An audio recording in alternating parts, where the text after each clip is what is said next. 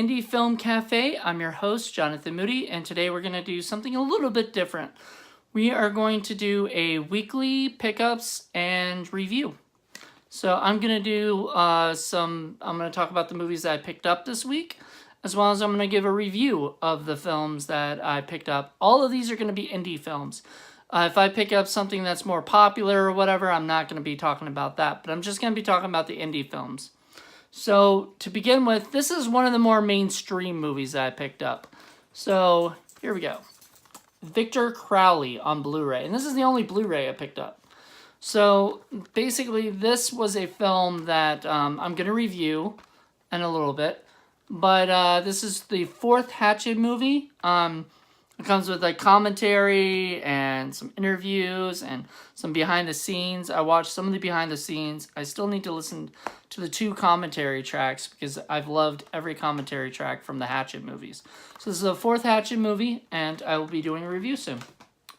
Alright, next is another Felissa Rose movie. She was in Victor Crowley, but she's also in Family Possessions. And so is Mark Patton from Nightmare on Elm Street 2. So I'm really excited to see this movie, and so is Morgan Monig.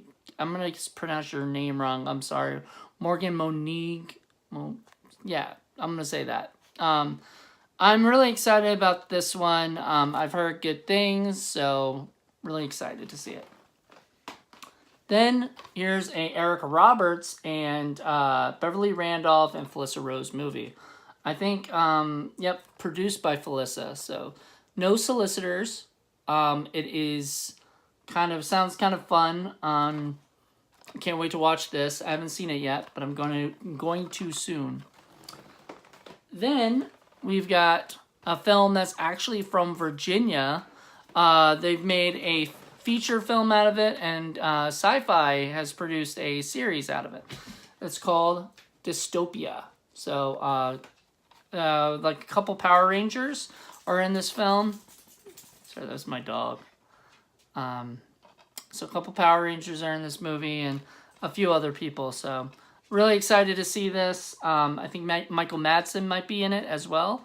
And I'm not sure what exactly it is. Like, I think they made a TV show, and I think they cut some stuff together to make a film out of it so that they could promote the film first and then ease people into a TV show version of it. But I don't know. It looks exciting. I need to check it out. It's still on my list to watch.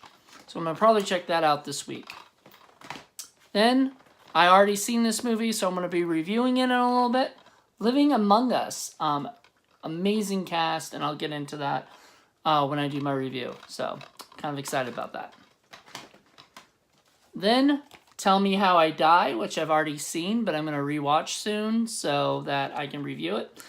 I saw this back in July, so I need a fresh set of eyes before I can review it. But I remember enjoying it somewhat. It wasn't the greatest movie of all time, but I love it because Kirby Bliss Blanton is in it, and I got to meet her, and she was wonderful in the film. And I'm excited to just check this out again and review it. Movie that I'm going to be watching tonight, actually, so I'm going to be doing a review next week for it, is Inoperable, starring Danielle Harris and Jeff Denton. Jeff Denton you might know from, like, the old school Asylum movies, like Beast of Bray Road, and I think the last one he did was, like, Transmorphers. He was really cool, and a really nice guy. I've talked to him a few times online. But I'm really excited to see what he does in this movie because I just like him. I think he's a really good actor. And I love Danielle Harris. Absolutely adore her. Can't wait to see it. So, looks really good. And Jeff Miller produced and wrote it. And I'm excited to see it because I like Jeff Miller stuff. So, there you go. And last but not least, I got this today. 68 Kill, which is Trent Haga's directorial debut. It also stars Matthew Gray Gubler, I'm saying that right or not, from Criminal Minds. And I'm just excited for this film. I think it's going to be a lot of fun and enjoyable. So there you go. Those are those. Now I'm going to do a shout out to a couple movies that were made. One of them I will be reviewing tonight, and another one that was also made by the same guys. The Crumb Brothers did, I'm guessing that's the right way to say Crumb, C-R-U-M. If it's Croom, I am so sorry. It's one of those two. I have them, I believe I at least have one of them on my Facebook. If not, I should have both at some point. But Lake Fear is the movie I saw a while ago. It was fun and enjoyable. Kind of like, it was very much an Evil Dead movie and stuff. And then the other one is Fall of Grace, which I'm going to be doing a review of in a little bit. So, without further ado, here comes the reviews. So this is a weekly pickup and reviews.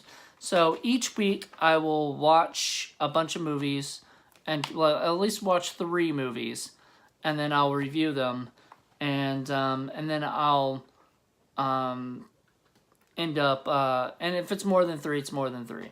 There's not going to be any set, and then I'll buy as many as I can, or some people will send me stuff. So Fall of Grace I got sent to me by Joshua Winch, who produced it. So I guess this will be the first one I'll talk about, since this is the first one I watched. Fall of Grace was really good. It had some moments. I mean, there were some sound issues. I'm going to say that probably a lot. Sadly, in the indie film world, sound seems to be the biggest problem. I think it's the biggest problem because distributors get the films and then they compress them, and then sometimes the sound gets muffled or lost, or sometimes the people didn't have the greatest sound equipment. So, you know, this is done through my camera phone, and I'm not doing a microphone, so this probably doesn't have the greatest sound. So I always just kind of like look at that as, you know, that's a little bit of a problem. The story itself was a little bit too... I felt like it was way more complicated than it needed to be. It was very much like an Exorcist-style film. There was a lot more to it. There was basically Joshua Winch and Sherry Davis, who were wonderful. Both were great in it. Both played their different part. Problem I had with Sherry's part was so small. I felt like she should have been around for a lot longer. But, you know, that's my opinion anyway about it. I feel like the movie, like the sound issues were the biggest problem, I think, with it. I don't think there was captions, so if I'm correct, there might have been. That's the thing. Like, these days, I have to actually put captions on for even some of the bigger movies, because sometimes I still can't hear things that people say or whatever. I'll probably get into that in one of the next DVDs that I review. Anyway, Fall of Grace, I think, it was fun, enjoyable, kind of exorcism-style movie. There was a lot... I don't want to call it an exorcism-style movie, because there was a lot more to it. It wasn't just exorcisms. It was... there was...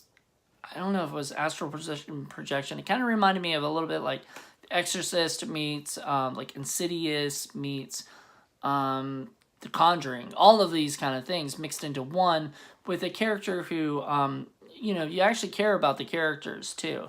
Joshua Winch plays this father whose daughter gets taken away by a demon, and he has to basically get her back, but he ends up having his wife take over the body of the demon, and I don't want to spoil it, but things get crazy and stuff, and the demon comes after him, and there's a pastor who kind of loses his way, and he's there to kind of help him out, and he has to get his he had his Fall of Grace, and that's pretty much the title of the movie, and now they have to, you know, get that back, and it's a fun, enjoyable movie. I liked it. Some people might, I mean, it's a little slower than some people might like, but I think that at times it has enough stuff to keep you going. I'm one of those people that don't like slow burn movies, to be honest, and I felt like this one was a lot faster than that. So it was enjoyable. I think if you're in the mood for a pretty fun horror movie, Fall of Grace is one of them to watch. I'm not sure if you can. I think you can probably get it on Amazon. I don't know where else it would be. I did not get this at Walmart. I got this sent to me. So I think you can probably go to Amazon.com, or you can just look up Fall of Grace on Google, and maybe their website will pop up and everything. It was put out by E1 and ITN. So definitely, the one thing I was not happy about was there was no like extras really, which Lake Fear, Lake Fear, right here, which was signed by Joshua, I believe. Yeah, it's signed by Joshua Lynch. He sent me this one too, and this one had commentary by the, I believe by the directors and stuff. So, and cast and crew or something. So definitely, Lake Fear. If I had to say which one I liked better, honestly, I like Fall of Grace better as a movie, but this is both of them are really good. So check them out. I can't wait to see more stuff by the Crumb Brothers. So. Next is Victor Crowley. That was the next movie I watched. When I got this a few weeks ago, I had to watch it. Like I bought it the day it came out. I was so excited about it. It's kind of cool because it's the Blu-ray DVD combo pack. And I'm going to tell you, I enjoyed it a lot. I love this movie. I had some issues, and I'm not going to, everybody probably has issues on every movie that they watch. There's something that they might not have liked, or there's something that they feel like the filmmakers could have done better.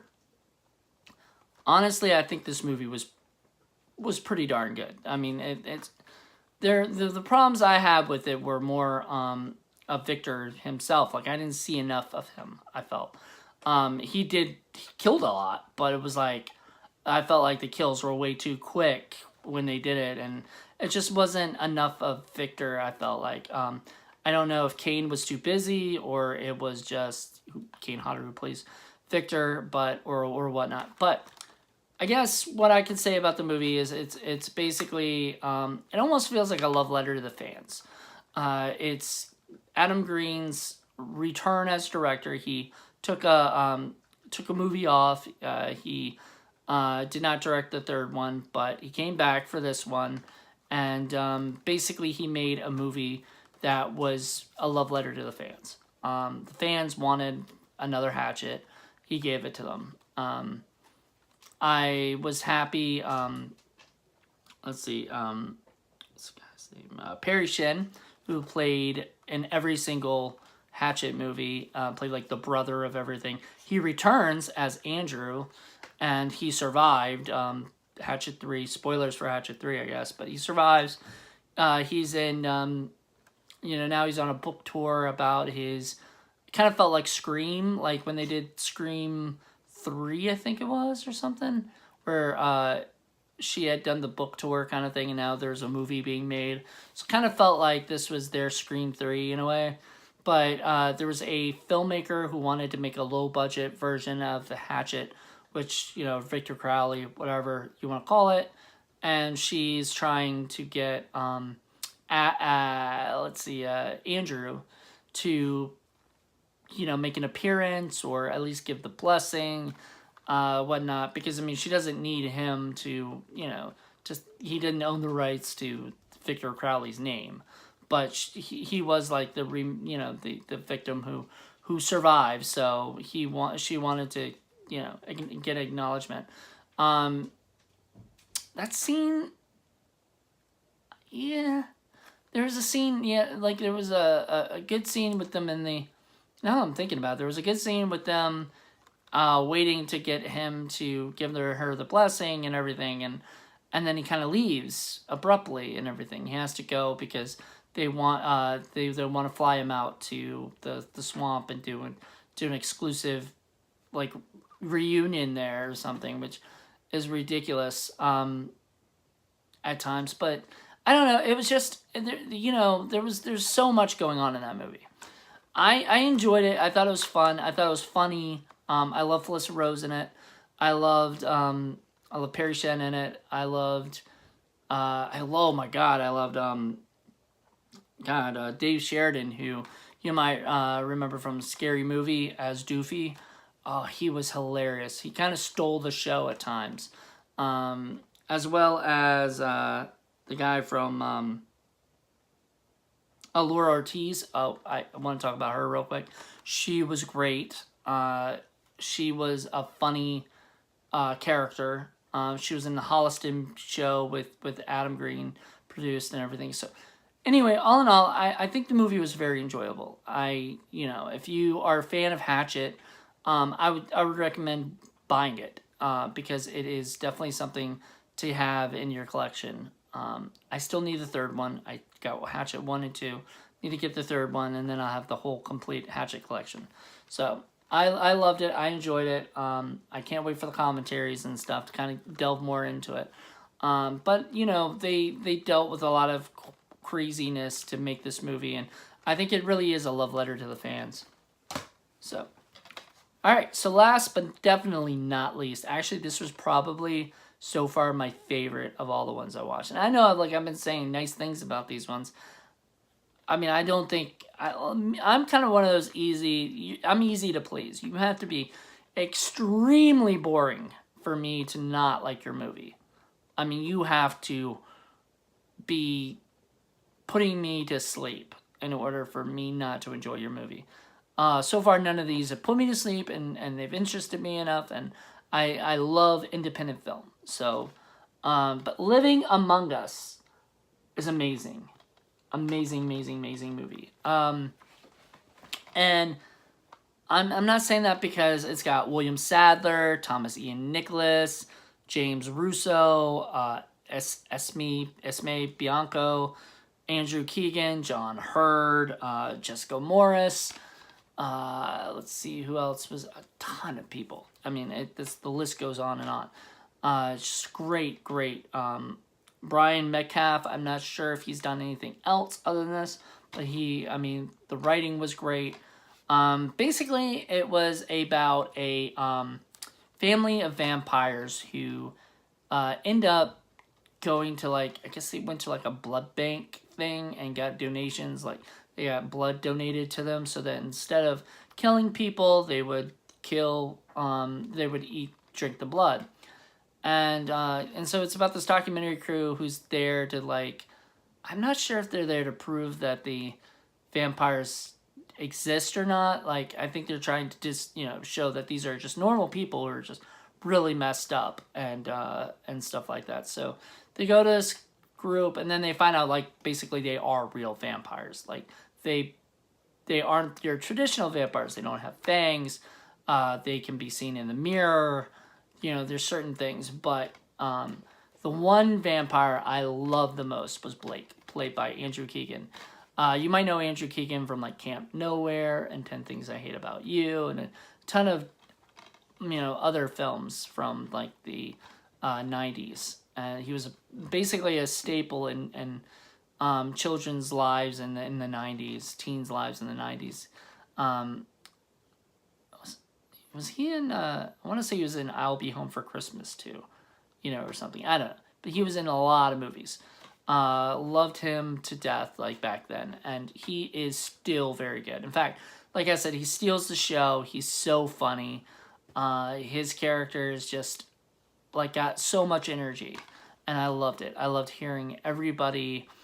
I loved the whole cast. There was not one person in that cast that was that person was miscast or something. I felt like every single person in that movie was set to a T of the way that they're supposed to be. So I enjoyed it. Thomas Ian Nicholas, he was basically the main guy. He was the one kind of brought in to ask the questions, interview the people. There was another guy, a character named Benny, who's videotaping everything, even when he's not supposed to, and everybody's telling him, don't tape that. He's taping it. So it's very much like Paranormal Activity with vampires, but, a documentary crew and stuff like that. So, I don't know. I really, really enjoyed it. I felt like there was John Hurd. I believe this is like one of his last movies, if not his last movie. They dedicated it to him at the end, so that was pretty cool. When I heard that he passed, I was really, really sad. And I was very happy to see this movie and see him in it. I thought I was kind of disappointed because I thought I was going to be disappointed because it says like and John Hurd, and generally when they do that in independent films, that means that they're only going to have like a minute of screen time. You're not really going to see them, but they had to be credited with that. No, he was in the movie for way more than I was expecting, and I loved it. I absolutely adored it, and I can't wait for people to check this movie out. So if you like vampire movies, if you like documentary kind of things, found footage style movies, definitely check out Living Among Us. I hope they make a sequel. I would watch it. I like what I liked about it was like the characters were fun, that they were in, that there was so much going on. As I said, there was a actress I know. I've had her on my radio show before too, and I had seen that she was in this movie, Jessica Morris, and I thought, okay, like, who's she gonna be? So she pops in halfway through the movie, and she just kills it. Like, she's just great. She's one of the vampires who's with William Sadler's character. She's like one of his sisters or something, and she's just funny. Like, she hates humans, and it shows that in that family they're trying so hard to like fit in with normal people, and then there are the people like her character, and there's the people like Andrew Keegan's character who just love to cause like violence and stuff like that. So anyway, I hope they make a sequel. I would watch it. I would definitely recommend this. There is some bonus features. There's a documentary, or like a behind the scenes documentary, which is kind of funny because it has like the interview. It has interviews with like Andrew Keegan and John Hurd and a couple other people, but it looks funny because it's like, oh, did they like sit down there when they were doing the other interviews and stuff, and then just did their interviews? It's kind of funny. And then there was extended interviews with the characters and stuff, and I thought that was pretty cool. I like seeing stuff like that. It was just, to me, this whole movie was enjoyable. And if you like I said, if you like vampire movies, if you like found footage films, documentary kind of things, I think you would like this movie. So, well, that's it. That's for my weekly pickup and review. I will be back next week. So next Saturday, expect another one.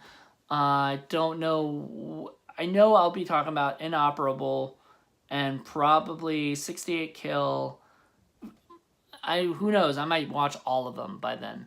If so, I'll have a lot to do. But for this was all I've done so far. Hope you enjoyed it. If you like those movies, go check them out. I will try to post links to where they're available. Most of these things are at Walmart. Most of these movies are at Walmart. Go to your local Walmart. I know these. Wow. Yeah. I know all of these are from Walmart. So, and they're like $10, most of them. I think Victor Crowley was $12, and that was a Blu-ray and DVD. So all the rest are like $10. I mean, if you're gonna go buy a movie and enjoy it for like $10. That's how I feel. And if you want to rent them, I'm sure they are available for rent on Amazon or maybe even Redbox for a lot of these films. So thank you so much. Hope you guys enjoyed my review. Remember, if you want a review of your film, send it in to us. I know Paul and I are in talks of doing a review show where we review indie films as well on the Indie Film Cafe thing. So if you want your film reviewed, send it to us. We'll take a look at it, but honestly, we'll give you our thoughts. I'll probably be a lot nicer because I don't know. I just really enjoy these films. I know how hard it is to make an independent film, and so I don't look at things like I would look at a Hollywood film. I look at things like, Like, how much passion did it feel like they put into that? Those 3 movies had a lot of passion. You can tell from from everything. So if you enjoyed this review, give me a like, thumbs up, or also check us out on patreon.com/Indie Film Cafe. Also check us out on YouTube here where you're probably watching it. Also check us out on Twitter, Facebook, and Instagram. All on Indie Film Cafe, like at Indie Film Cafe. So please let us know what you guys think and leave a comment. If you guys enjoyed this show, you want to see more weekly, stuff. If you didn't and don't want to see more of these things, let us know. I mean, we want to be more in tune with what you guys are looking at. So just let us know what you guys think, and we'll talk to you later. Bye. See ya.